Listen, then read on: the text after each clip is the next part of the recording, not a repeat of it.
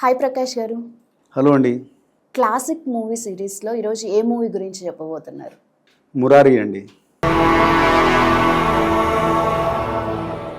మురారి మహేష్ బాబు గారు కూడా ఒక ఇంటర్వ్యూలో చెప్పారు, మురారి నాకు చాలా స్పెషల్ మూవీ అని. ఎందుకని మహేష్ బాబు గారు బాలనటుడిగా కెరియర్ స్టార్ట్ చేశారు. కానీ రెగ్యులర్ హీరోగా 1990లో రాకుమారుడు సినిమాతోటి అరంగేట్రం చేశారు.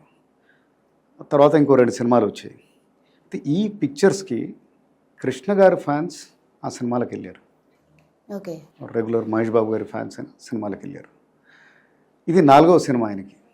ఈ సినిమాకి ఆ సినిమాలకు తేడా ఏంటంటే ఇక్కడ చూసిన వాళ్ళు ఆయన ఫ్యాన్స్ అయ్యారు. ఓకే. ఫ్యాన్స్ వెళ్ళి చూడడం కాదు, ఇక్కడ చూసిన వాళ్ళందరూ కూడా fans అయ్యారనమాట.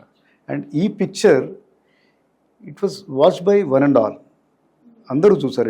It's fine family drama. Action ఉంటుంది, డ్రామా ఉంటుంది, ఎమోషన్స్ ఉంటాయి. అండ్ ఇది ఫస్ట్ మేజర్ సక్సెస్ అతనికి. ఓకే. ఈ మూవీ స్టోరీ ఏంటి సార్? కృష్ణవంశీ స్టోరీ గురించి పర్టికులర్గా చెప్పారు కపుల్ ఆఫ్ ఇంటర్వ్యూస్లో. ఇది యాక్సిడెంటల్గా ఆయనకు వచ్చిన థాట్. ఇది ఏదో ఒక గుడికి వెళ్ళినప్పుడు అక్కడ పూజారి చెప్పారనమాట, మారుమూల ప్రాంతంలో. అక్కడ ఒక దగ్గరలో ఉన్న ఒక విలేజ్లో జరిగిన ఒక సంఘటన గురించి చెప్పారనమాట. ఆ విలేజ్లో అక్కడ ఊరి కామందు ఒక ఫ్యామిలీలో వాళ్ళని ఎవరినో పిల్లల్ని చంపేస్తారనమాట. ఓకే. ఆ పిల్లల్ని పోగొట్టుకున్న తల్లి శపిస్తుంది వాళ్ళని, మీ ఫ్యామిలీలో కూడా ఎవరు అంటే నిర్వంశం అయిపోతుంది మీది అంటే. తర్వాత వితిన్ 2-3 ఇయర్స్ అందరూ వాళ్ళ పిల్లలు 1 by 1, వాళ్ళ కొడుకులు 1 by 1 ముగ్గురు చనిపోతారనమాట. అది ఒకటి. రెండోది ఏంటంటే ఇందిరాగాంధీ ఫ్యామిలీలో కూడా ఎందుకు వీళ్ళు ఇలా వాయిలెంట్గా ఎలా చనిపోయారు, ఇందిరాగాంధీ, సంజయ్ గాంధీ, తర్వాత Rajiv Gandhi. What is the reason? ఒక ఫ్యామిలీలోనే ఇలా జరగడానికి కారణం ఏంటి? అండ్ అక్కడ అమెరికాలో చూస్తే కెనడీ ఫ్యామిలీలో వాళ్ళందరూ అలానే చనిపోయారు. అంటే దాని చుట్టూ బేస్ చేసుకుని ఒక స్టోరీ వెళ్ళారనమాట. సో ఒక ఫ్యామిలీలో, ఒక కైండ్ ఆఫ్ జమీందారీ ఫ్యామిలీలో, ఒక విలేజ్లో ఎప్పుడో 100 సంవత్సరాల క్రితం ఒకతను ఆ పెద్ద ఒక గుళ్ళోంచి అమ్మవారి విగ్రహం దొంగిలిస్తాడు. సో అమ్మవారి శాపం తగులుతుందన్నమాట. ఆ శాపం ఏంటంటే ఎవ్రీ 48 ఇయర్స్కి వాళ్ళ ఫ్యామిలీలో ఒకరు చనిపోతారు. ఓకే.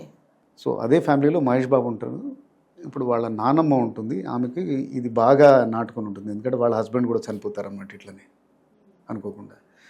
సో ఆమె చాలా ప్రొటెక్టివ్గా ఉంటుంది. అంటే ఇప్పుడు ఈ శాపం మహేష్ బాబుకి వచ్చే పరిస్థితి ఉంటుందన్నమాట.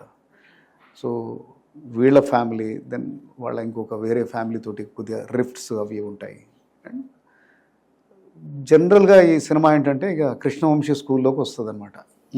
ఈ లైన్, ఈ సెంట్రల్ లైన్, ఒక బ్యూటిఫుల్ విలేజ్, 2 ఫ్యామిలీస్. ఇంకా ఉంటే కృష్ణవంశీ గారు ఏం చేస్తారు మనం అంతకుముందు నిన్నే పెళ్ళాడతాలో కూడా చూసాం.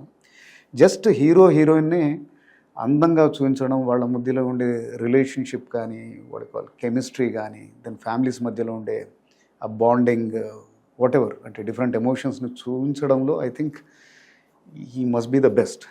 అసలు ఈ మూవీలో మహేష్ బాబు రోల్ని కొంచెం డిఫరెంట్గా అయితే రోల్ డిజైన్ చేశారు. ఇది ఎలా పాసిబుల్ అయింది? సినిమా పేరే మురారి. మురారి అంటే కృష్ణుడికి ఒక పేరు. ఓకే. సో మహేష్ బాబుని కృష్ణుడిలాగా చూపించే ప్రయత్నం చేశారు. మీరు సినిమాలో చూసేది ఉంటే ఎప్పుడు ఆయన చుట్టూ చిన్నపిల్లలు, లేకపోతే అమ్మాయిలు, డిఫరెంట్ ఏజ్ గ్రూప్స్ వాళ్ళు, ఆడవాళ్ళు అందరూ తిరుగుతూ ఉంటారనమాట. సో కృష్ణుడి చుట్టూ గోపికలు ఎలా తిరుగుతారో, చిన్నపిల్లలు ఎలా ఉంటారో అది. తర్వాత ఒక ఏనుగును పెట్టారు పిక్చర్లో. అండ్ గుడి బ్యాక్ డ్రాప్ ఎప్పుడు వస్తూ ఉంటుందన్నమాట.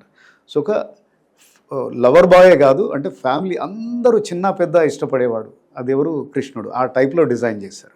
ఈ మూవీలో హీరో హీరోయిన్ కెమిస్ట్రీ కూడా బాగుంది. అసలు ఎలా ఉంది వాళ్ళిద్దరు కెమిస్ట్రీ? అసలు ఎలా అనిపించింది? ఈ కెమిస్ట్రీ డిజైన్ చేయడంలో ఇంతకుముందు చెప్పినట్టు నిన్నే పెళ్ళాడతాలో మనం చూసాం, నాగార్జున టాబుది ఇలా ఉంటుంది. ఇక్కడ కూడా ఒక డిఫరెంట్గా చేశారు.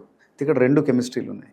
ఫస్ట్ హీరో హీరోయిన్ కెమిస్ట్రీ ఇలానే, అంటే ఫస్ట్ ఒకరినొకరు నాట పట్టించడం, then how they fall in love, బ్రహ్మాండంగా. అండ్ ఆ సాంగ్స్, విజువల్స్ కూడా చాలా హెల్ప్ అవుతాయి. రెండోది చాలా ఇంపార్టెంట్ ఈ పిక్చర్కి ప్రాణం ఏంటంటే అతను ఎవరు, మహేష్ బాబు అండ్ వాళ్ళ పెంపుడు తల్లి లక్ష్మి, గోపి ఆమె పాత్ర పేరు. ఆ కెమిస్ట్రీ బ్రహ్మాండంగా ఉంటుంది. ఆ సీన్స్ అన్నీ కూడా ఐ థింక్ ఫ్యామిలీ ఆడియన్స్కి చాలా బ్రహ్మాండంగా కనెక్ట్ అయ్యాయి.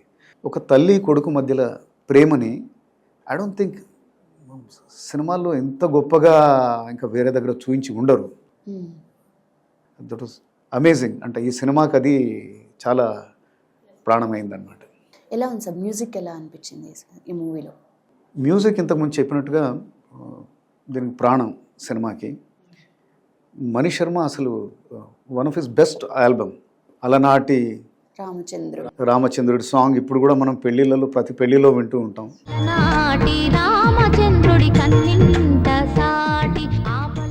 చాలా సాఫ్ట్ సాంగ్, అంటే అంత అమేజింగ్గా వెరీ వెల్ పిక్చరైజ్డ్. చెప్పమ్మ చెప్పమ్మ సాంగ్